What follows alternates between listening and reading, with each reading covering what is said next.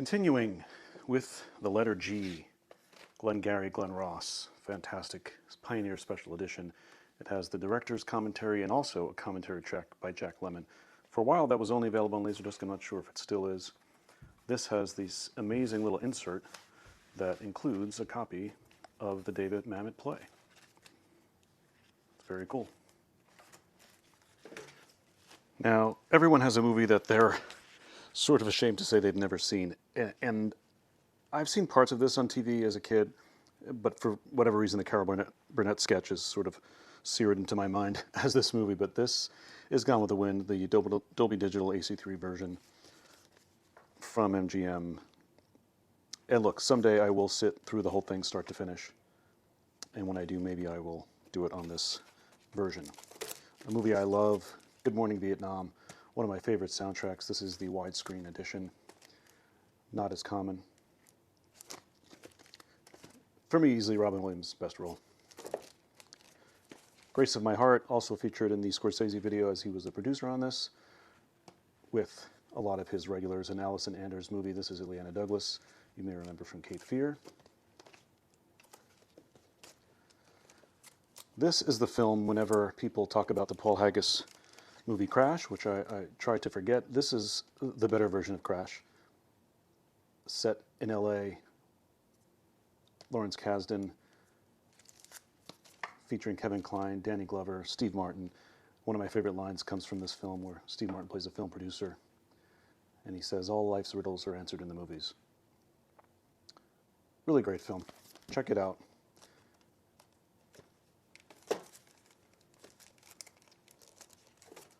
Grand Hotel, which I have not seen. This was one of the first Laserdiscs I ever traded for when I was back in the swing of it, from another Laserdisc Forever member. Grand Hotel, a classic starring Greta Garbo. Another one I'm ashamed to say I don't think I've seen. I may have seen a version of Grapes of Wrath. This is the definitive version with Henry Fonda. A film I've seen way too many times, Grease, the 20th anniversary widescreen edition. This is an amazing looking transfer. Scope, 3 sides, Dolby Digital as well. I started showing my 10-year-olds and I just kind of couldn't get through it with them. There was just too much to explain. Of course, why there's 30-somethings in high school being the first and foremost, but played the heck out of this soundtrack when I was their age because we didn't have much else to do. Now, this is the first movie that I got that was DTS, and it's not what you'd think normally of DTS. It's not an action or sci-fi movie, but there's a scene with rain, and it really just sold me on DTS because it sounded fantastic. So it's a DTS disc you can get relatively cheap, but it's actually a good movie. I enjoyed this. Saw it in the theater when it came out. A retelling of the Dickens story with Robert De Niro, Ethan Hawke, Gwyneth Paltrow. Worth seeing. The Great Train Robbery, a Michael Crichton film. Late edition AC3 from MGM. Fun movie. Not fantastic, but fun. Definitely worth checking out. Greetings. Also seen in my Scorsese video. It is it's a Brian De Palma film starring Robert De Niro, but Image for some reason thinks that De Palma and De Niro made Mean Streets, Taxi Driver, and Raging Bull together.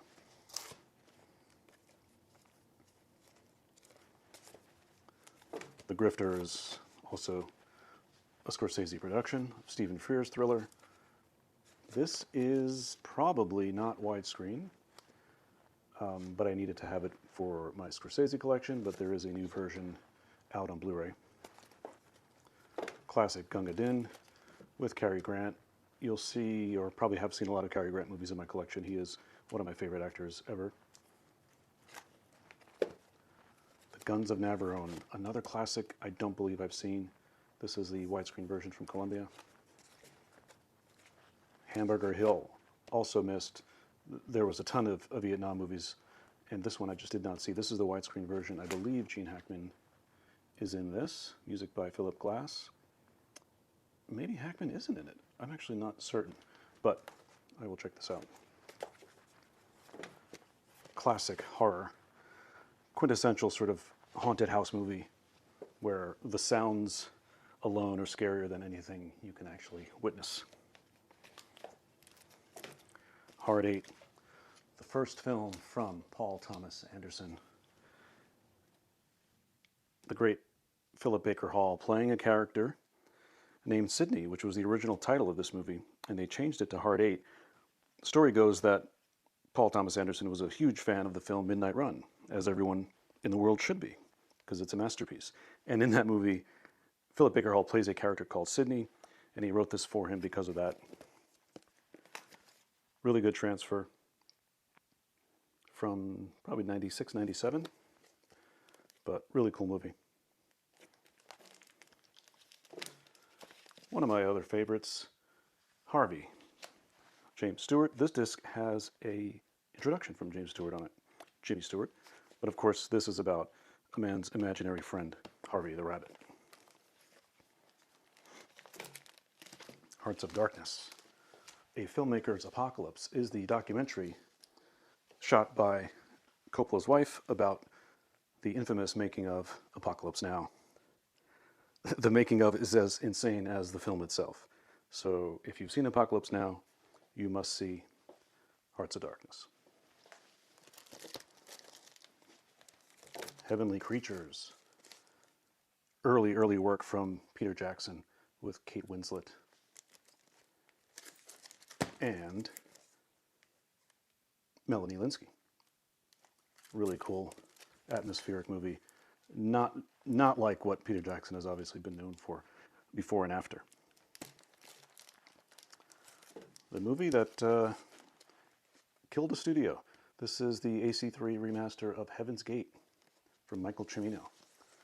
Beautiful gatefold. 4 sides.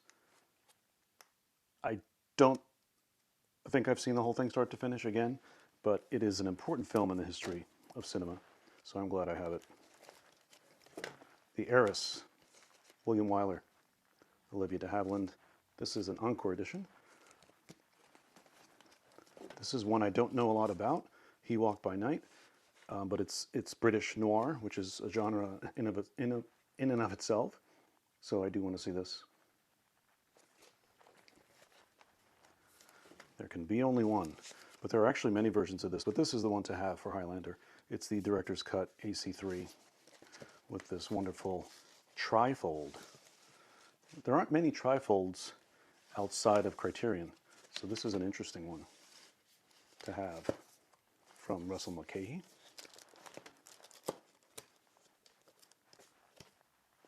The High-Low Country, produced by Scorsese, a 1999 late release, hard to find. Patricia Arquette, Woody Harrelson. Sean Connery's The Hill. This is an amazing film. I only saw it very recently, but really great. Anti-war sentiment from Sidney Lumet. One of his first films, I believe.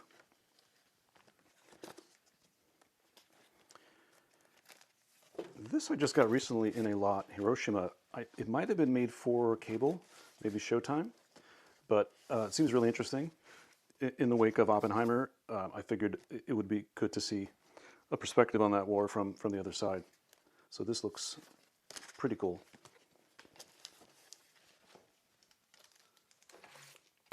My favorite duo, Cary Grant and Katharine Hepburn. Not one of the more well-known pairings that this duo made, but Holiday is fantastic. Hollywood Mavericks. I've had this disc for so long. This is a documentary about auteurs like Altman, Coppola, Scorsese. I actually forgot to include this in my Scorsese video. There he is. Look at that. I thought I was done. I'm going to have to insert it. The Hospital with George C. Scott. I have not seen this, but it is written by Paddy Chayefsky, who wrote Network. I will check it out. The Hot Rock. Really cool crime caper film set in New York. Interesting bit of this is that there are helicopter scenes shot around the World Trade Center before it was finished. Really fascinating footage. Some early Sherlock Holmes, Peter Cushing, letterbox edition from MGM, Hound of the Baskervilles, House of Wax with Vincent Price. There is also a 3D Blu-ray of this, which I'm interested in checking out. How I Got Into College, the sort of unofficial third film in Savage Steve Holland's trilogy. It does not star John Cusack, but could easily have. Anthony Edwards is great in this, but it's a lot of fun. It's as good as the other two, in my opinion. Here's another I haven't seen, How to Steal a Million from William Wyler, Audrey Hepburn. Great Paul Newman performance in HUD. Paramount widescreen, great cover art. The Hudsucker Proxy. Love this movie. One of the lesser known Coen brothers, but just so funny. Hula hoops for the children. So great. The remastered version from Paramount of Hunt for Red October. This is one of the most common Laserdiscs, but not this version. This is the AC3 as well. One of the best openings of a horror movie ever. Set to Bauhaus's Bela Lugosi's Dead. This is The Hunger from Tony Scott. Can't get much cooler than that. The Hustler, of course, the prequel to The Color of Money. I've never seen Idolmaker. This is an AC3 disc as well. Gatefold with an early performance from Peter Gallagher that I'm really interested in checking out. Another phenomenal Laserdisc, the THX Special Edition of Independence Day.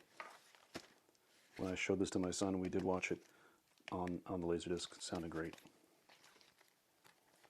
Underrated 80s sci-fi comedy Interspace from Joe Dante. This is the widescreen edition. You have to always look carefully at Warner Brothers jackets. These movies were a favorite of mine. Great movies to have friends over and watch and laugh along with. In Like Flint and Our Man Flint, sort of a parody of the Bond films of the time with James Coburn, and then also heavily influenced Austin Powers. John Ford's The Informer. I have not seen this. This is early John Ford Western noir. Really creepy film, The Innocents with Deborah Kerr.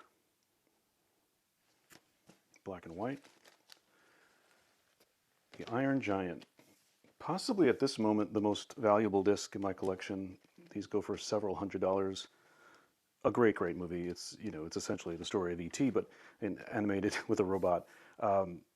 Just so much fun, and something everyone needs to own it if you can in any format. It's a great movie. But this is the scope presentation from Warner Brothers, 1999, I believe. So it is a late release, which is why it's hard to find and so expensive, because it's super popular. The best version of Invasion of the Body Snatchers from 1978. This I really bought for the cover, but it's also an interesting story. This is a widescreen edition. This features a lot of actual footage from World War II France. So it's a curiosity I want to check out. The Original Italian Job. Fun movie, widescreen, great cover. The blueprint, along with Bringing Up Baby, for most modern day rom-coms, It Happened One Night. Here is another DTS from Quentin Tarantino, Jackie Brown. Many say their favorite of his. I like it a lot. I wouldn't put it at the top of the list, but it's certainly top 3 or 4. This is a really cool cover for a Hitchcock movie called Jamaica Inn with Charles Lawton from Kino.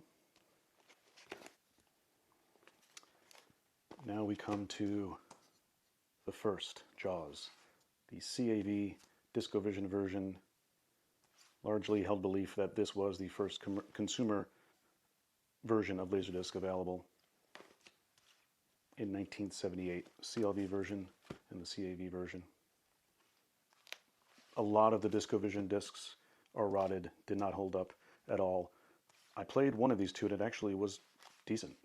It is, of course, not widescreen, but every collector should have the first of the format. And here's a later remaster from Universal.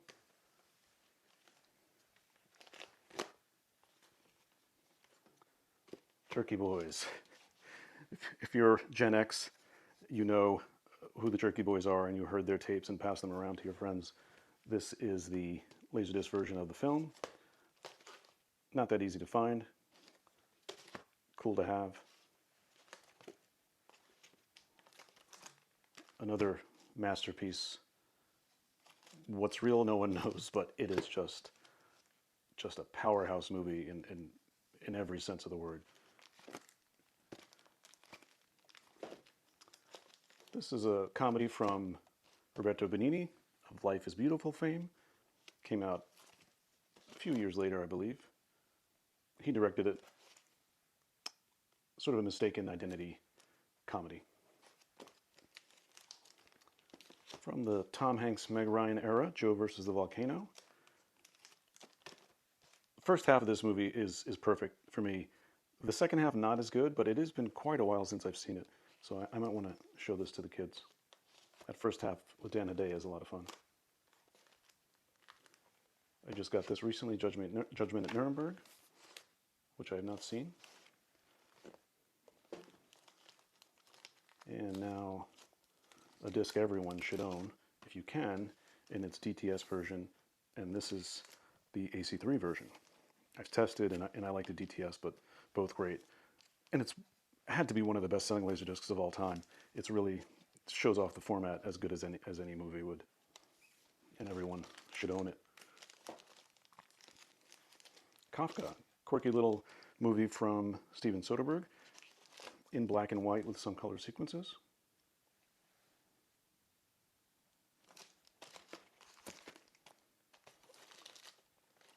California, Brad Pitt, Juliette Lewis. They were making a lot of these sort of couples on the run crime movies at the time. Dominic Sena, who was a music video director, made this one. It's pretty cool. It is a sneaky widescreen because it only says it in this very small type here.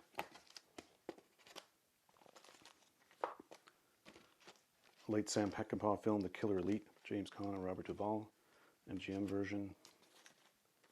Stanley Kubrick double feature, Killer's Kiss and The Killing. MGM packaging, even the old gold top packaging and the new packaging were all great, but a lot of these came in this double feature gatefold. My favorite Elvis movie, King Creole. This is the remastered widescreen. Great performance from Walter Matthau. Michael Curtiz of Casablanca fame directed this. It's really good. For 1958. Kiss Me Deadly, film noir, letterboxed, MGM edition.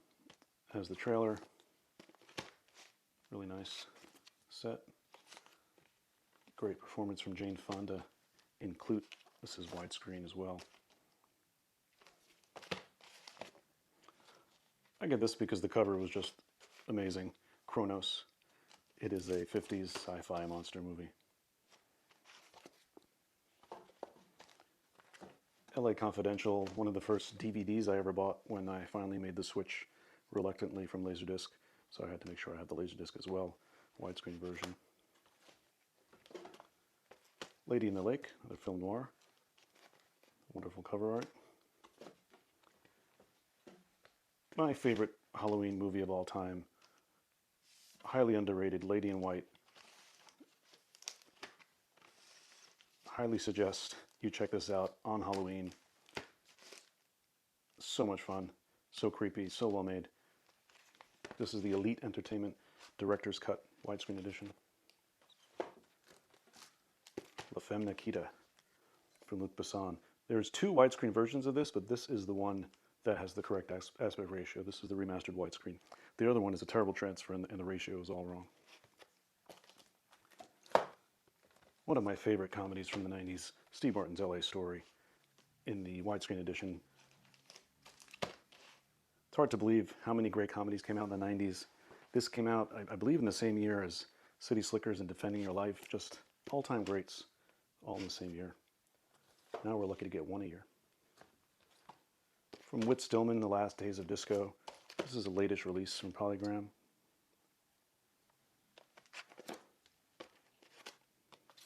And finally, The Last Embrace, which I only heard about recently.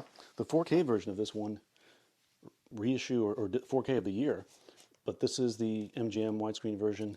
It is an early Jonathan Demme film, but it's a very Hitchcockian thriller with a really cool finale.